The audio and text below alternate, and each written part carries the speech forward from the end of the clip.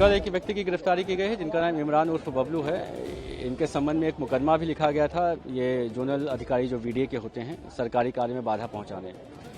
इनके इस मुकदमे में विधिक कार्रवाई है तो कई बार थाने पे भी बुलाया जाता था, लेकिन इनके द्वारा सहयोग नहीं किया जा रहा था। कल इनकी जो है गिरफ्तारी 151 शांति भंग में किया गया है और गिरफ्तारी करने के बाद इनको जुडिशियल कस्टडी में भेज दिया गया है।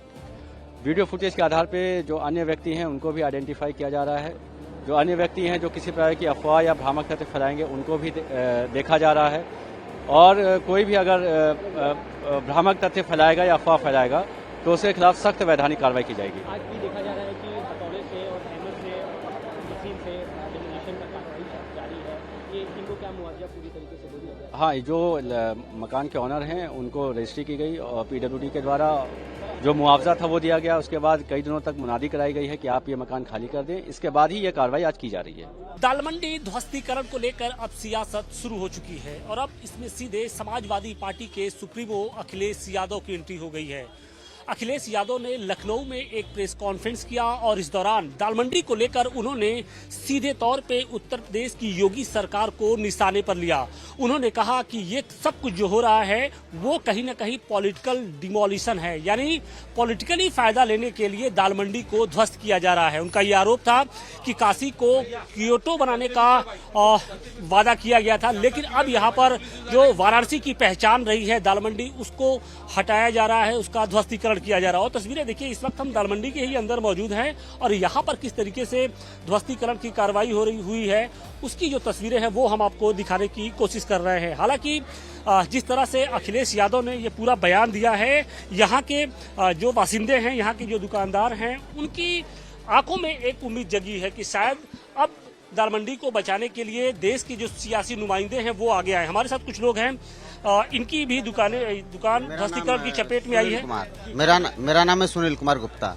अच्छा, आपकी भी दुकान को ध्वस्त किया गया? हाँ, मेरा दुकान है, 3 नंबर का दुकान है, इसको ध्वस्तीकरण कर दिया गया है।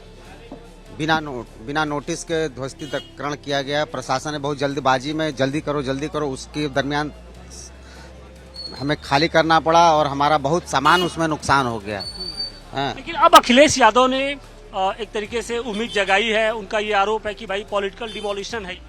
अगर उन्होंने जगाया है तो बहुत अच्छा काम किया है यहाँ के व्यापारियों के लिए, ताकि उनको उचित से उचित मुआवजा मिले, ताकि उनकी रोजी रोटी सुचारू रूप से ढंग से चले। देर से आया लेकिन एक बढ़िया आया, दुरुस्त आया, लेकिन काम होना चाहिए, व्यापारियों के हित में काम होना चाहिए। और इस बात से कितना इत्तेफाक रखते हैं? क्या इस बात की कितना इत्तेफाक रखते हैं? अखिलेश यादव ने एंट्री किया, बहुत अच्छा किया।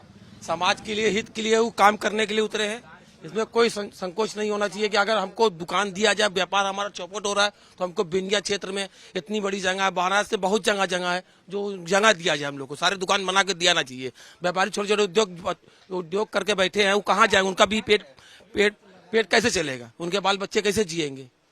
काशी को क्योटो बनाने की बात कही गई। क्योटो कहाँ? लेकिन यहाँ तो है, सिर्फ टोटो है। क्योटो कहाँ है? यहाँ सिर्फ टोटो है सर। शहर में खाली टोटो दिखाएगा आपको, क्योटो कहाँ है?